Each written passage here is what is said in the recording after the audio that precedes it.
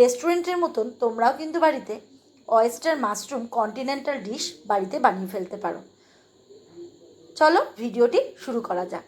যদি ভালো লেগে থাকে লাইক, শেয়ার, কমেন্ট আর সাবস্ক্রাইব করার অনুরোধ রইল।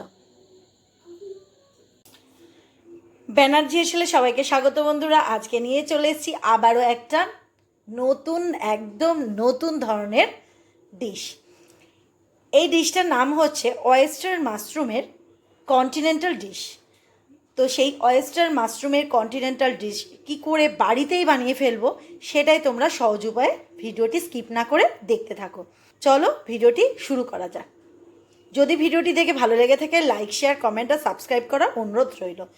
অয়েস্টার মাশরুম বানাবার জন্য এখানে নিয়েছি এই অয়েস্টার মাশরুমগুলোকে কিন্তু আমি কেটে নিয়েছি, এরকম লম্বা লম্বা করে কেটে নিয়েছি। কেটে নিয়ে খুব ভালো করে ধুয়ে জলটাকে ঝরিয়ে শুকনো করে রেখে দিয়েছি এখানে। এইবার একটা ফ্রাইং প্যান বসিয়ে নেব। দিয়ে দিলাম রিফাইন তেল। রিফাইন তেলটা দিয়ে দিলাম অল্প করে। এবারে এর মধ্যে মাশরুমগুলো দিয়ে দেবো।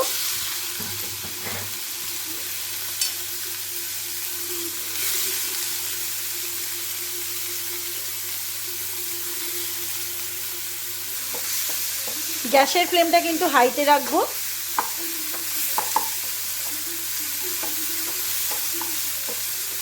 যতক্ষণ না মাশরুমের কালারটা চেঞ্জ হচ্ছে ততক্ষণ কিন্তু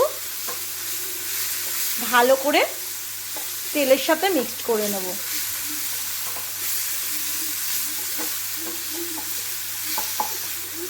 এর মধ্যে কিন্তু কোনো রকম নুন ব্যবহার করা যাবে না। কালারটা চেঞ্জ হয়ে গেছে। এবার আমি এই রকম হালকা যে জল জল বেরিয়েছে সেই অবস্থায় কিন্তু অন্য একটা ডিশে রেখে দেবো। তুলে নিলাম। ফ্রাইং প্যানটা গরম হয়ে গেছে। এবার এর মধ্যে দিয়ে দেবো 2 চামচ বাটার। গ্যাসের ফ্লেমটা লো করে দেবো।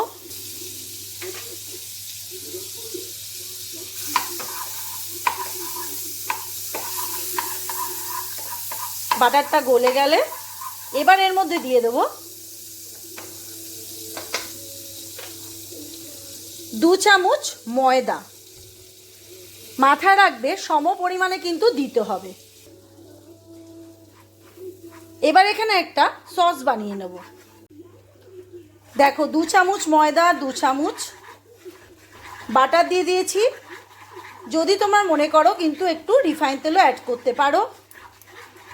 এবার এর মধ্যে দিয়ে দেবো, এটা ভালো করে একটু নেড়ে নেব। একটা ময়দার কাঁচা গন্ধটা চলে গেলে আর গ্যাসের ফ্লেমটা কিন্তু লোতে রাখবে। কুচিয়ে রাখা কিছুটা পরিমাণে প্রায় 2 চামচ মতন রসুনটা দিয়েও খুব ভালো করে ভেজে নেব। রসুনটা এর সাথে খুব ভালো করে ফ্রাই হয়ে গেছে। ফুটিয়ে রাখা দুধটা এখানে দিয়ে দিলাম। এখানে 150 গ্রাম মতন দুধ দিয়ে দিয়েছি।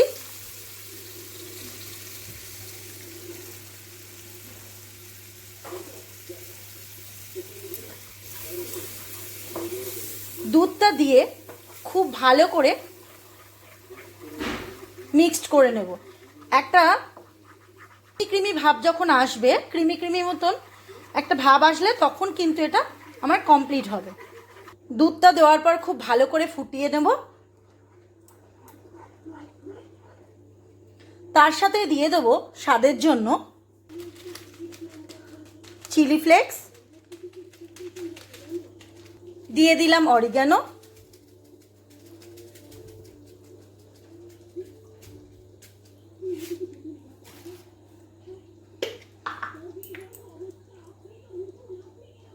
আর দিয়ে দেবো গোলমরিচের গুঁড়ো, আর লাগবে স্বাদ মতো নুন। সমস্ত কিছু মশলা অ্যাড করা হয়ে গেছে। এইবার এটাকে খুব ভালো করে ফুটতে দেব। একটু যখন ক্রিমি মতন ভাব এসে যাবে তখনই কিন্তু আমি এখানে মাশরুমটা অ্যাড করে দেবো। দেখো ক্রিমের মতন লাগছে। এই স্টেজে দিয়ে দেবো মাশরুম।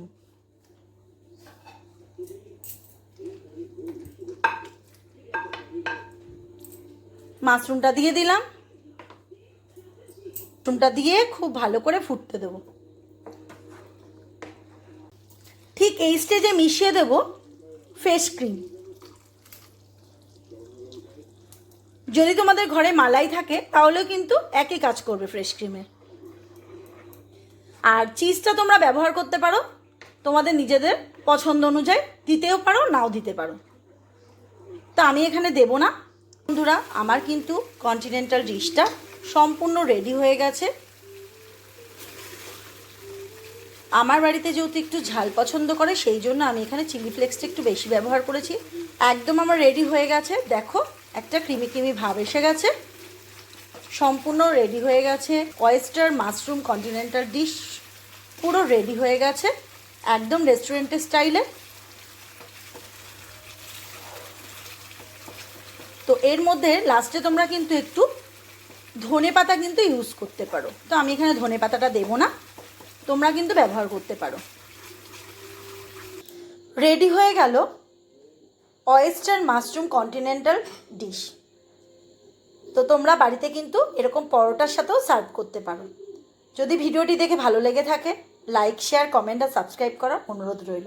আজকের মতন ভিডিও এখানে শেষ করছি। আসছি আবার পরবর্তী নতুন নতুন রেসিপি নিয়ে।